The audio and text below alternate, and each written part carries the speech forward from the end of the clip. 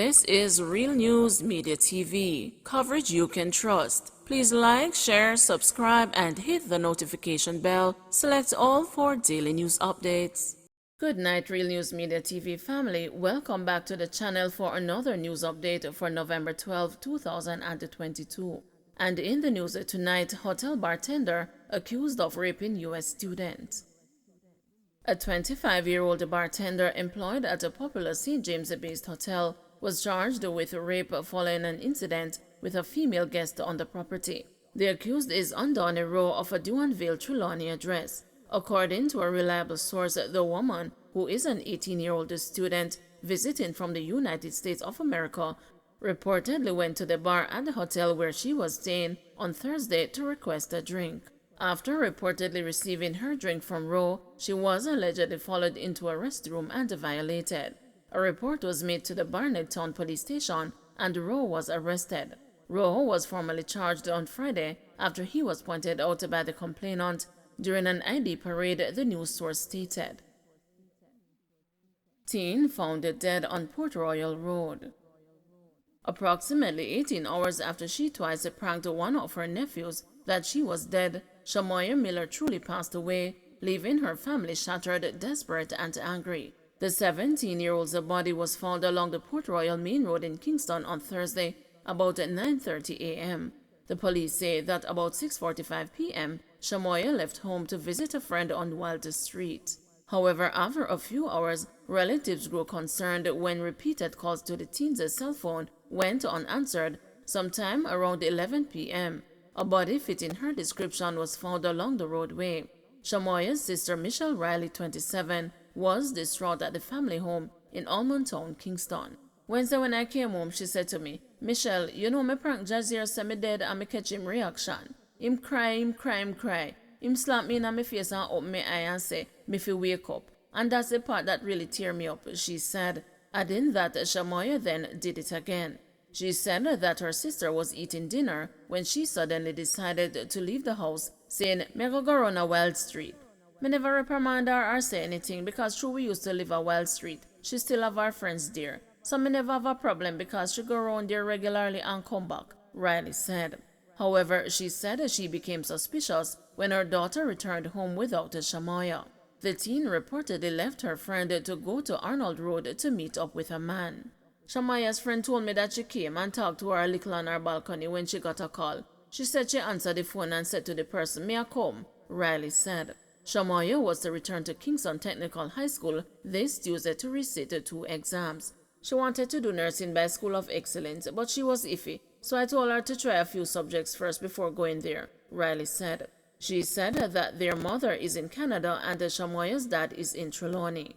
"As the eldest of my mother, me talk to Shamoya, always encouraging her the right way. How me deal with Shamoya is like me her mother, because I always tell her say I don't take care of my 2 children them like how I take care of you. I even go as far as to say, Shamoya, if you have anything to share, share it with me. The best person you should be talking to is me, but you don't share anything," she said. Yesterday she had a conversation with her mother for about an hour, and she was telling her to behave herself and holding up her head and focus on school, she said. 6 months of pain for family of missing 2-year-old. 6 months of disaster and pain is how Jamil Mendez Sr. describes the uncertainties surrounding the whereabouts of his 2-year-old son, Jamil Jr., who has been missing since May 12. A distressed Mendez told the news that his birthday today, November 12, will be one of grief and despair. The Clarendon family has been on tenterhooks since the toddler's mysterious disappearance from their Rasta Corner home in Freetown in the central Jamaica parish. Detective Ali J. Johnson, who oversees the missing people portfolio at the Maypen police station, told the news that based on undisclosed intelligence, the police will be channeling new investigative techniques to locate the toddler. This will involve amalgamated efforts of several entities, including the K9 Division of the Jamaica Constabulary Force. "This will be a disastrous birthday. 6 months of disaster. Me still there with the heartache, still there frustrated," bemoaned Mendez. Mendez said that the pain is heavy as the family is yet to receive any useful information to locate their precious little one. "Me can't even blame the police say them not do nothing, because me no have no information. Me can't help them for help me, said Mendez, the grief evident in his voice. The child's mother, Kira Williams, however, believes that the police can do more to locate their son. According to her, after reposting a missing persons poster of her son in late October, someone reached out to her claiming they had seen the child at the University Hospital of the West Indies in St. Andrew on May 19, a week after his disappearance, alleging that someone had taken him in for a checkup. Williams said the information was related to the police, but she does not believe they have acted on it. Me post it on Instagram and the person messaged me and said them see me baby at the clinic. But at the time, she never knows say him missing, so she couldn't tell me, Williams told the news. Johnson admitted being aware of the development. We got information that someone would have seen a particular child fitting the description of that of Jamil at the medical institution in Kingston. I am in the process of making checks. I spoke with the sergeant at the post at the hospital, so I am awaiting feedback from that sergeant there, Johnson said. The child's grandmother, Audrey Walters, said she has been in distress for the last 6 months. Sometimes me just lock up in the house and cry, said Walters. Walters said the family will leave no stones unturned until little Jamil is reunited with them. We now drop it. It is so frustrating, and Jamil's father now take it easy none at all. Every minute him break down. PNP never built a hospital in Jamaica, says Morgan. Member of Parliament for Clarendon North Central and Government Minister Robert Morgan has continued to hit back at the opposition People's National Party over the party's repeated criticism of the Jamaica Labour Party-led administration. This Andrew Holness-led administration is probably the best government this country has ever seen since Alexander Bustamante declared independence in 1962. Morgan said while addressing the JLP's Pedro Plains and the Mountainside Divisional Conference at Newell High in southwest St. Elizabeth on Thursday. He said PNP failed to address the needs of the country when it was in power. When I hear some people talk about governance and government and this and that, if you are such a good government, why you never do it when you were there? He asked.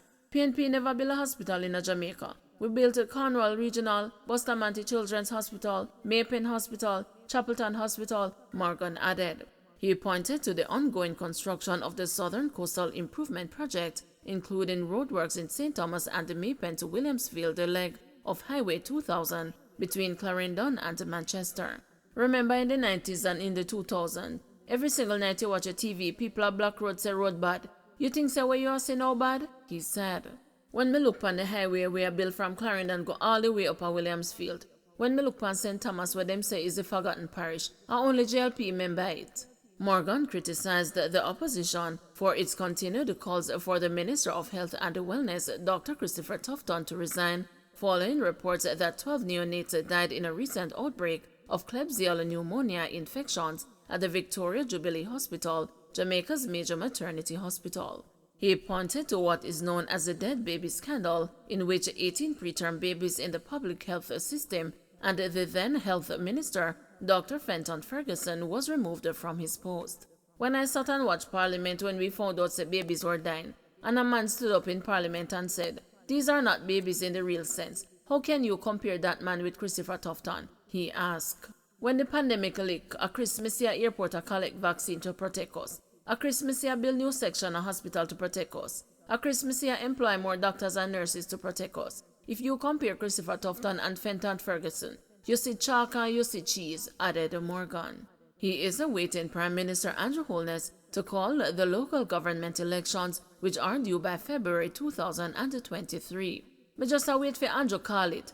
Because when me go on the campaign trail and me can tell people them thing here, PNP can't test we again, he added. Don't forget to like, share, subscribe, and hit the notification bell. Select all for daily news updates.